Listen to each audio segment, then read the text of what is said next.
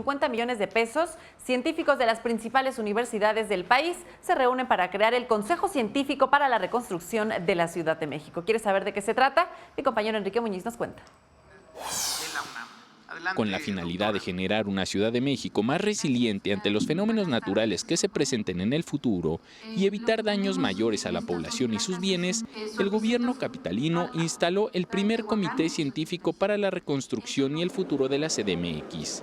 Este comité está integrado por la comunidad académica nacional que aglutina a las universidades más grandes del país, como lo son la UNAM, el Politécnico Nacional, el Tecnológico de Monterrey, el Colegio de México, la UAM, el ITAM, la Universidad Iberoamericana, entre otras instituciones académicas que se irán agregando, señaló el jefe de gobierno.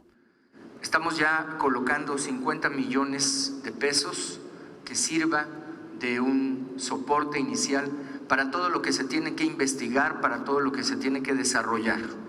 Científicos y especialistas de México presentes en la instalación del comité recordaron que vivimos en una zona altamente sísmica, por lo cual se deben generar normativas que regulen correctamente las edificaciones, así como salvaguardar aquellas áreas ecológicas benéficas para toda la población.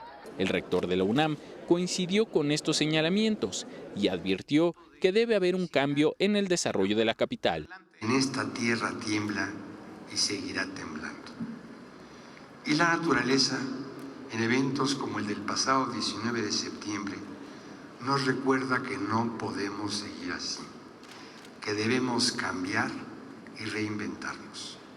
El director general del Politécnico destacó que la comunidad científica puede aportar sus conocimientos a este desarrollo resiliente. El conocimiento científico y el desarrollo tecnológico deben estar en la primera línea de prioridades para hacer frente a los desafíos y poder así reconstruir y fortalecer a nuestra ciudad y al país. Será un trabajo continuo y permanente el que realice este comité, señalaron las autoridades involucradas. Con imágenes de Javier Cordero, Enrique Muñiz, 21 Noticias.